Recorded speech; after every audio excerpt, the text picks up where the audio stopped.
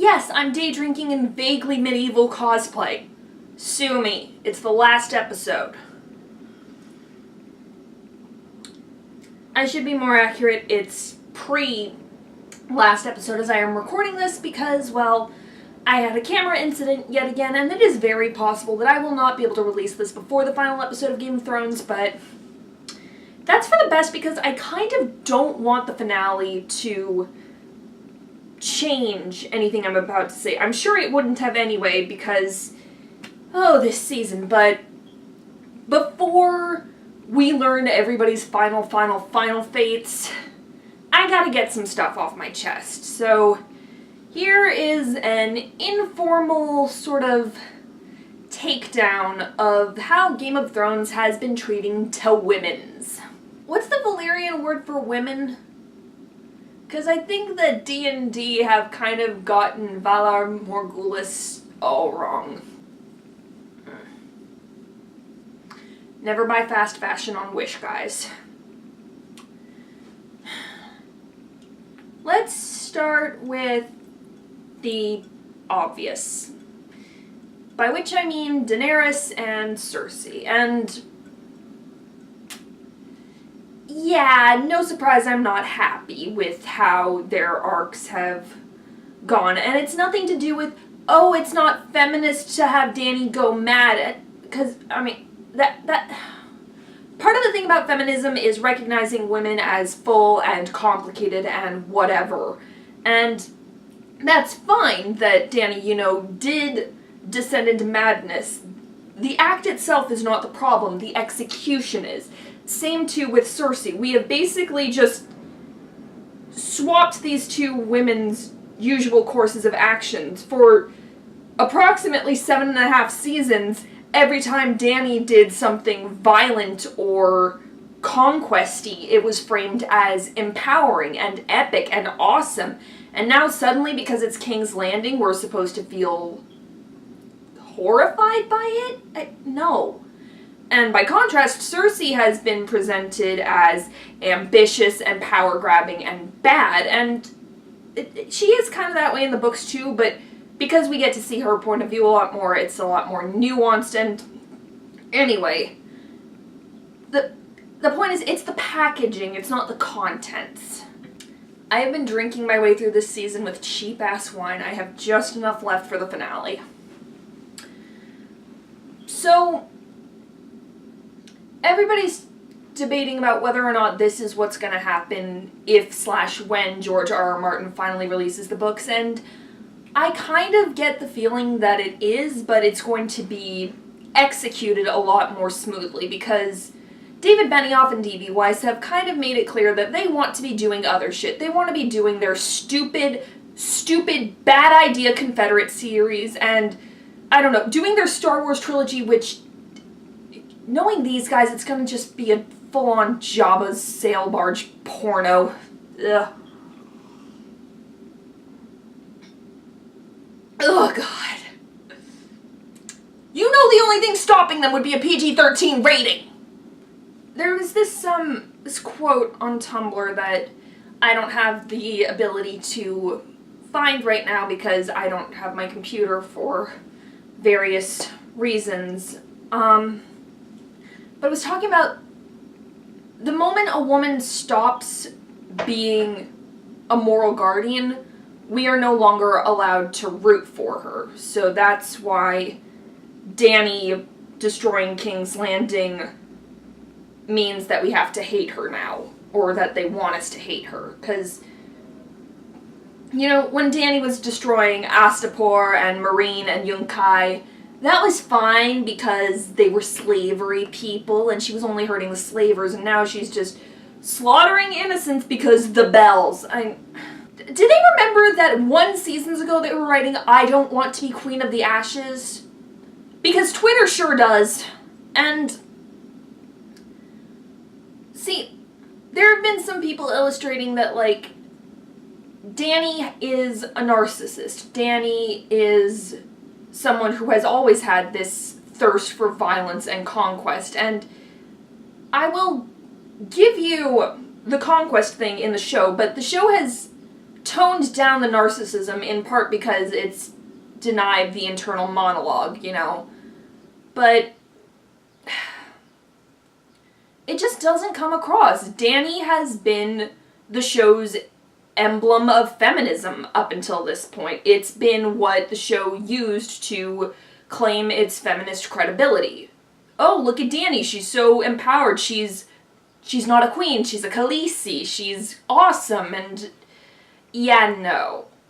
No, you can't do that for 7.5 seasons and then be like, oops, Mad Queen!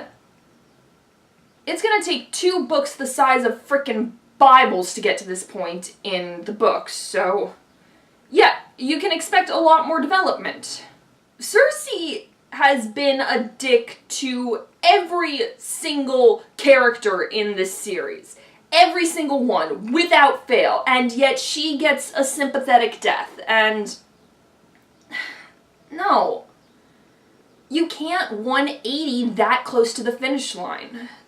I mean, I think that Cersei is going to be one of the things that diverges the most from the books when the books finally come out because, you know, we actually have the Valonqar prophecy to go on. And keep in mind, I have read the books and seen every episode of the series exactly once. So a lot of what I'm going off is memory and wiki references and quite a bit of booze right now.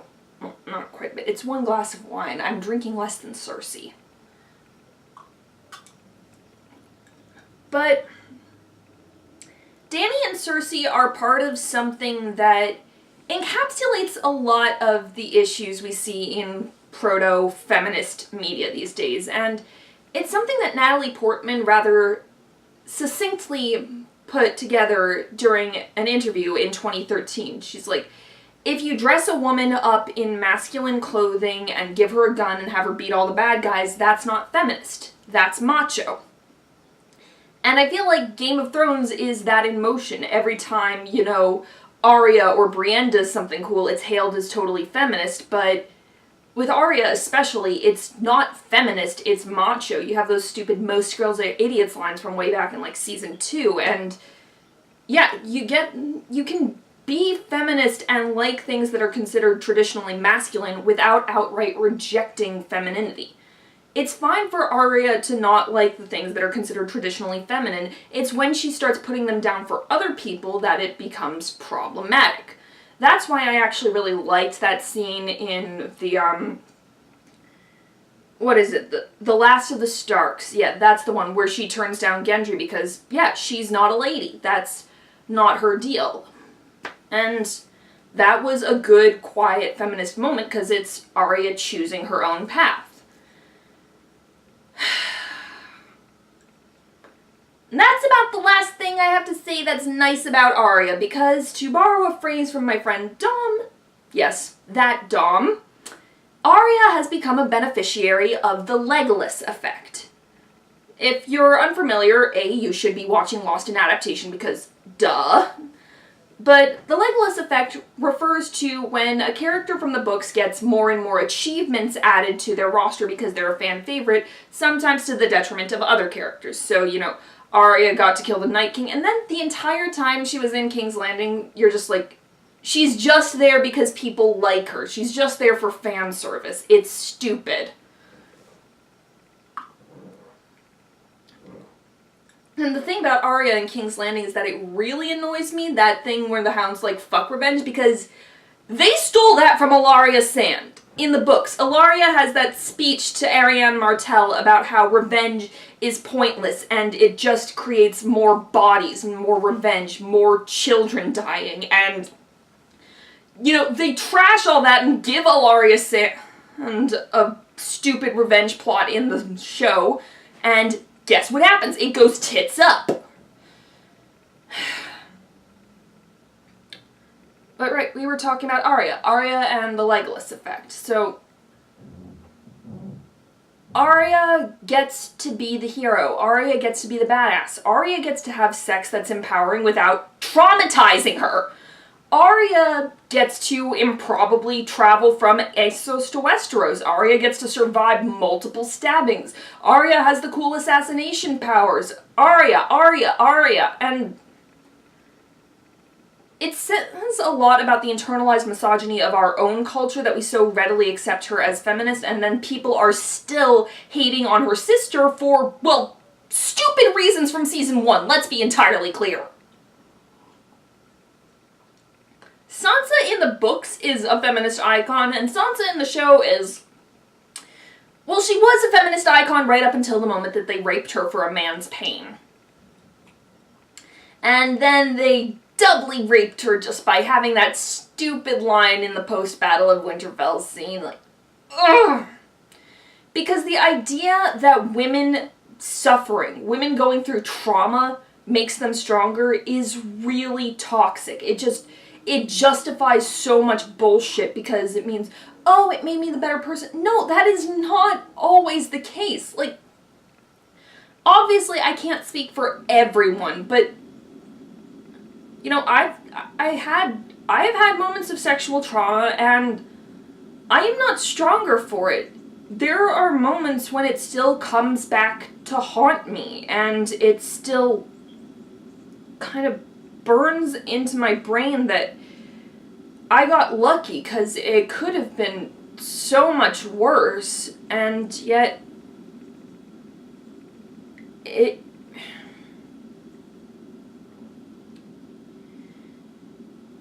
pains me that Sansa is now forever marked by this trauma that A, wasn't in the books, and B, was just plain stupid. And let me know in the comments if you think this is a good idea or not. I'm thinking of like a segment called Don't Do Rape, but I'm worried that, you know, the algorithm is gonna totally tear it to shreds. So let me know if that's something that you'd want to see. It's just me talking about moments of sexual assault being improperly used in fiction. So, Arya is a beneficiary of the Legolas effect that basically embodies the internalized misogyny of our culture. Sansa has been relegated to woman who became stronger because a man did violence to her, and Brienne was awesome right up until the moment she slept with Jaime Lannister, because the moment she slept with Jaime Lannister, they were like, oh, now she's sad about her man, and she has to cry when Jaime goes away, because God knows we have to chuck Jaime's characterization out the window too, but... when your show is disproportionately male to female, the representation you have in the women that are there matters. And there's a difference between inclusion and representation, as evidenced by all the examples I've previously listed, and, well, let's top it off with Missandei, because Missandei was the only woman of color left on the show, if there ever was any other woman of color that could be considered important. I mean, you had, like, Miri Mazdur, who died in season 1, and Dany's handmaids from her time in the Dothraki, but once Missandei showed up, it was basically just her. Anyway, just the way they treated Missandei, it reeks of fake wokeness. Because they decided that the only thing they could do with a woman of color, a woman who had once been a slave, was have her follow around a white savior for, what, 4 seasons? Out of a sense of gratitude or something? And she falls in love with someone. And don't get me wrong, Grey Worm and Missandei was something that I absolutely loved. In part because it was a pseudo-asexual relationship that clearly put Missandei's sexuality before Grey Worm's, and, you know, it said, hey, you can have a loving relationship without necessarily having sex. And then she got fridged. She didn't just get fridged for Grey Worm's pain, though, turning him into a mindless savage who wants to kill all the people in King's Landing because Dany wants to kill all the people in King's Landing because revenge. She got fridged so that Dany would turn into a mad queen who would kill all the people in King's Landing. So that we could justify Jon killing her next episode, probably. Watch me be right or wrong. I don't care at this point. The only reason I'm watching is because George R.R. Martin is probably gonna cack it before he finishes those damn books, and this fucking show will be all I have! And this dress is ruined.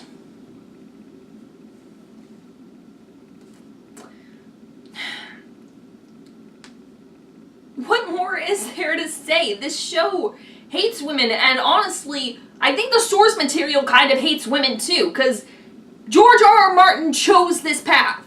He chose to follow these paths, and there is definitely some inherent misogyny and racism, and the words deconstruction of should not appear anywhere, because you know what?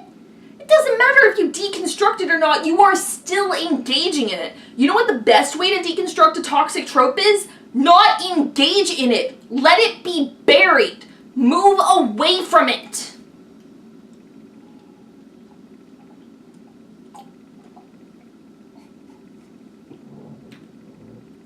Ugh. You might be aware that I am in grad school right now, which is why I have been so long away from the YouTube. One of the things that I was discussing in my most recent set of papers for the end of the year is that there is a difference between representation and inclusion, as I previously said. Inclusion is just the act of having bodies there. Representation is depicting them in a meaningful, relatable way. Between this and Avengers Endgame and, well, a lot of things, I get the feeling that our culture is actually really divided on what feminist depictions actually mean. Because on the one hand, you've got some wonderful, meaningful things, you know, like Crazy Ex-Girlfriend, that are just knocking it out of the park in their representation and their mindfulness and their feminism. And then you've got this, Game of Thrones, what arguably started the golden age of television that we're supposedly living in right now, and it hates women. It basically hates women. It makes me sad. I will not be making episodes of Game of Thrones in the future because at this point I do not want to give them my money. I do not want to encourage this. If I can do anything to dissuade HBO from continuing to work with David Benioff and D.B. Weiss, if I can do anything to persuade anyone to not do these things with David Benioff and D.B. Weiss, I will not do it. But I can't ignore them because they've shaped so much of the pop culture landscape. There are people who have named their kids Khaleesi, for God's sake.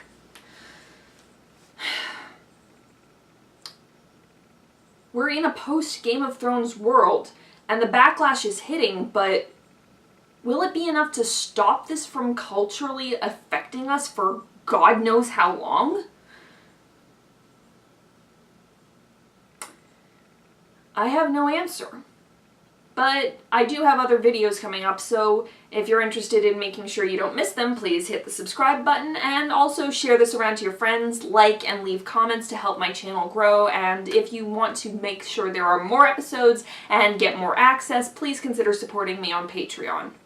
Alright, thank you very much. I will see you soon. A bientôt.